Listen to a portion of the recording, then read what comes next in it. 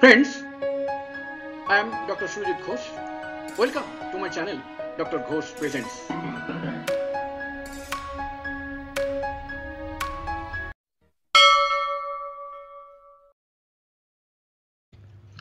মূর্ছা যাওয়ার প্রধান 8টি হোমিওপ্যাথিক ওষুধ। মূর্ছা যাওয়া কাকে বলে? কোনো কারণে সাধারণত মারাত্মক নয়, হঠাৎ কিছুক্ষণের জন্য জ্ঞান হারিয়ে ফেলার ঘটনাকে মূর্ছা যাওয়া বলে। মূর্ছা যাওয়ার কারণ কি কি? অতিরিক্ত ক্লান্তি, ভয়ঙ্কর ঘাম হওয়া, দেহ জলশূন্য হওয়া, দেহ অতি তপ্ত হয়ে ওঠা, আঘাত, দেহ অবস্থানের হঠাৎ পরিবর্তন, কিছু অভ্যাস যেমন সিগারেট পান, অ্যালকোহল বা অন্যান্য নেশা ইত্যাদি।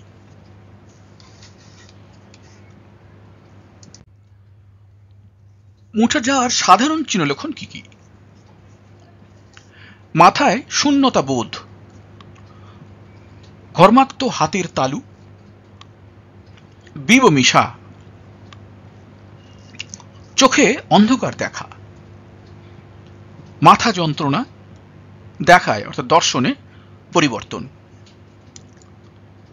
মূর্ছা যাওয়ার উপক্রম হওয়া মাত্র করণীয় কি? সম্ভব হলে মাথা সামান্য নিচু করে আক্রান্তকে শুইয়ে দিন। এটা ভীষণ দরকারি, কারণ বেশিরভাগ ক্ষেত্রেই মূর্ছা যাওয়ার মূল কারণ হচ্ছে মস্তিষ্কে রক্ত প্রবাহ কমে যাওয়া।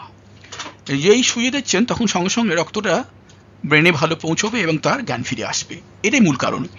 কারণ জানা থাকলে সেই অনুসারে চিকিৎসা করুন। যেমন যদি ডিহাইড্রেশন থেকে মূর্ছা হয় তাহলে আক্রান্তকে জল পান করান, অর্থাৎ হাইড্রেট করুন পেশেন্টকে। অন্য কোনো কারণ থাকলে দ্রুত হাসপাতাল বা ডাক্তারের পরামর্শ নিন। এটা বড় দরকারি জিনিস, দ্রুত ডাক্তারের পরামর্শ নেওয়াটা খুব দরকারি জিনিস। মূর্ছা যাওয়ার রিস্ক ফ্যাক্টর কি কি, অর্থাৎ কোন কোন ক্ষেত্রে মূর্ছা যাওয়ার সম্ভাবনা বেশি হয় সেইটা। পারিবারিক ইতিহাস থাকলে, যদি দেখা যায় কোনো পরিবারে মূর্ছা যাওয়ার ইতিহাস থাকে তাহলে সেই পরিবারের অন্য মানুষদেরও মূর্ছা যাওয়ার সম্ভাবনা বেড়ে যায়। 60 বছরের অধিক বয়সের পুরুষদের এটা হতে পারে। হার্ট এরিথমিয়া রোগী, একটা অসুখ, হার্টের একটা রোগী, এইসব রোগীদের খুব মূর্ছা যাওয়ার সম্ভাবনা থাকে। করোনারি আর্টারি ডিজিজের রোগী, আর একটা হার্টের অসুখ করোনারি আর্টারি ডিজিজ, এদেরও মূর্ছা যাওয়ার প্রবণতা বেশি হয়, সাধারণের চেয়ে অনেক বেশি হয়। কিভাবে মূর্ছা যাওয়া প্রতিরোধ করবেন? সম্ভব হলে অসুস্থতার উপক্রম মাত্র আক্রান্তকে শুইয়ে দিন। আগেই বলেছি, শুয়ে দেওয়াটা ভয়ঙ্কর দরকারি কাজ। আক্রান্তের চোখে মুখে জলের ছিটে দিন।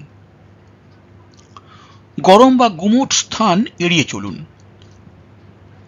আক্রান্তকে খোলা বাতাসে রাখুন। আক্রান্তকে সামান্য গরম পানীয় যেমন দুধ জল, হালকা চা পান করতে দিন। একটু ওয়ার্ম দিলে তাড়াতাড়ি এর মূর্ছা ভেঙে যাওয়ার সম্ভাবনা থাকে। অবশ্যই সেক্ষেত্রে পেশেন্ট যেন এই যে জলটা দেওয়া হচ্ছে সেটা পান করার উপযুক্ত হয়।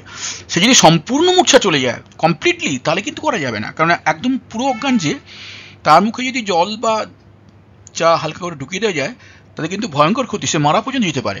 কারণ অজ্ঞান অবস্থায় আমাদের গলায় যে দুটো নল আছে, একটা খাদ্যনালী, একটা শ্বাসনালী, আর অজ্ঞান অবস্থায় কিন্তু শ্বাসনালী ওপেন হয়ে থাকে। সুতরাং জল যখনই ঢোকাবে ওই জল শ্বাসনালীতে ঢুকে পড়বে, সে দম বন্ধ হয়ে মারা যাবে। এটা তখনই করা যাবে যদি পেশেন্ট মানে সেন্সে থাকে, হালকা সেন্সে থাকে, মূর্ছা যাওয়ার ভাব ছিল, তাকে আপনি ফিরিয়ে আনতে চাইছেন, তখনই ওকে হালকা গরম জল দেওয়া যেতে পারে, বা গরম দুধ জল, গরম চা, একটু মিষ্টি হলেও ভালো হয়, করা যেতেই পারে এবং তাড়াতাড়ি সেই মূর্ছা থেকে ফিরে আসবে।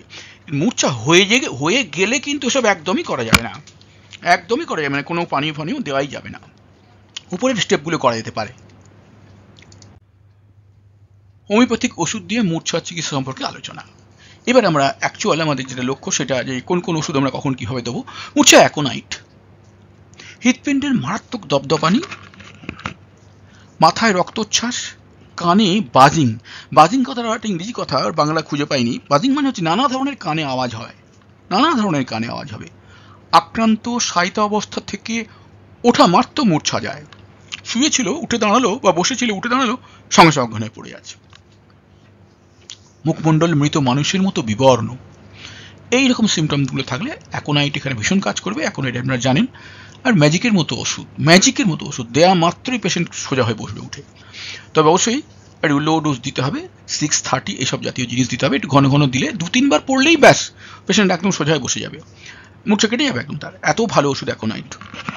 মূর্ছায় ক্যামোমিলা, মাথা ঘোরা সহ মূর্ছা, চোখে অন্ধকার দেখে, কানে কম শোনে, দৈহিক অলসতা এবং পাকস্থলী পিঠের সমতল অবস্থা। পাকস্থলী পিঠ মানে ঠিক আমাদের যে বুকে যে হাড়টা আছে যেটাকে আমরা স্ট্যাগার বোন বলি, বুক থেকে যেটাকে স্টারনাম বলা হয় অ্যাকচুয়ালি, আর ডাক্তারি ভাষা স্টারনামের তলায় একটা, ঠিক পেটের ওপরে স্টারনামের তলায় একটা গোল মতো জায়গা আছে, ওটাকে বলে পাকস্থলী পিঠ। ওই পাকস্থলী পিঠটা তখন দেখা যায় না এই অসুখের সময়। ওই দৈহিক অলসতা এবং পাকস্থলী পিঠের সমতল অবস্থা, ওই যে ডটটা দেখতে পাওয়া যাবে না, টিপটা দেখা যাবে না। ক্যামোমিলা। মূর্ছায় ডিজিটালিস, মূর্ছার আগে মাথা ঘোরে, চোখে কম দেখে, নাড়ি খুব ধীর, বিবমিশা থাকে। বিবমিশা মানে যাকে বমি বমি ভাব বলি আমরা। এপিগ্যাস্ট্রিয়ামে ভয়ঙ্কর দুর্বলতা বোধ হয়। মূর্ছায় ল্যাগডি ফ্লোর, সকালে মেঝেতে পা ফেলার সঙ্গে সঙ্গে বিবমিশা ও মূর্ছা ভাব। রাতে ঘুম না হওয়ার কারণে নিদারুণ কষ্ট, বুক ধরফর করে এবং অবসাদের কারণে চিৎকার করে পেশেন্ট। মূর্ছায় ল্যাকেসিস, নারীদের জ্ঞান হারানোর প্রবণতা, অর্থাৎ এই ওষুধটা নারীদের ক্ষেত্রে বেশি কাজে লাগে। আপাত মৃত বলে মনে হয়, ভয় বা দুঃখের কারণে বুকে ব্যথার পর নাড়ি বা শ্বাস প্রশ্বাস অনুভব করা যায় না, হাঁপানি, মাথা ঘোরা, বিবর্ণ মুখ, বিবমিশা, বমি, হৃৎপিণ্ড অঞ্চলে যন্ত্রণা, স্টিচিং, ঠান্ডা ঘাম, দেহের আক্ষেপ, মুখের পেশি শক্ত, সারা দেহ শক্ত এবং দেহ ফুলে যায়।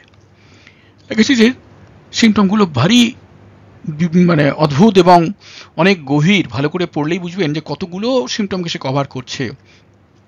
হাঁপানি থাকছে, মাথা ঘোরা, বিবর্ণ মুখ, বিবমিশা, বমি, হৃৎপিণ্ড অঞ্চলে যন্ত্রণা হচ্ছে, ঠান্ডা ঘাম, দেহের আক্ষেপ হচ্ছে, পেশি শক্ত হয়ে গেছে মুখের, সারা দেহ শক্ত হয়ে গেছে। ল্যাকেসিস। মূর্ছায় নাক্সফোম, পেট ভরে খাওয়ার পর বা সকালে মূর্ছা হয়। গর্ভবতী নারী বা মানসিক কারণে আঘাতপ্রাপ্ত মানুষ বা মদাসক্তদের মূর্ছায় উপযুক্ত ওষুধ এটা। আক্রান্তদের বিবমিশা, মুখ বিবর্ণ, দৃষ্টিশক্তি দুর্বলতা, পেটে ব্যথা, আশঙ্কা ও দেহে কাঁপুনি দেখা যায়।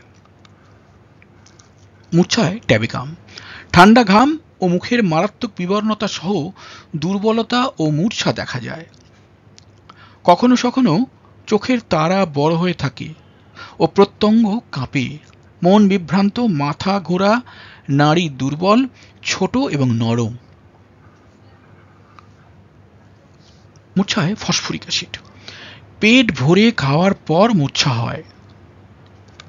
সাধারণত পেট ভরে খাওয়ার পর মূর্ছায় নাক্স কাজে লাগে, কিন্তু এখানে নাক্স তেমন কাজে আসে না, তখনই ফসফরিক অ্যাসিডের দরকার পড়ে। এর সঙ্গে ভিডিও শেষ হলো। আপনার দেখাশোনার জন্য ধন্যবাদ। কোনো অসুবিধা থাকলে কমেন্টসে লিখুন, আমি অবশ্যই উত্তর দেব।